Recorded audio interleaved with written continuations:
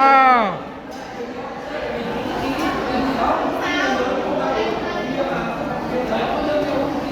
anh Mai ơi, Quỳnh Chi ơi, Quỳnh Chi.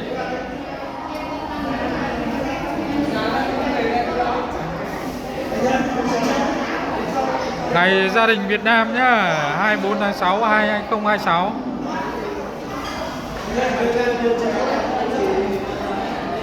Nào Thảo xinh gái cười cái nào. Mấy khi mới được son phấn. Chị Mai cười cái nào.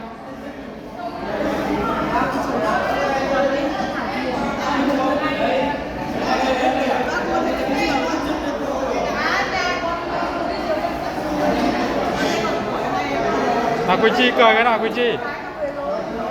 Ngon không? Có ngon không? Có thích không? Nào giơ like nào, có thích không nhỉ? Có thích không nhỉ? Thả tim nào.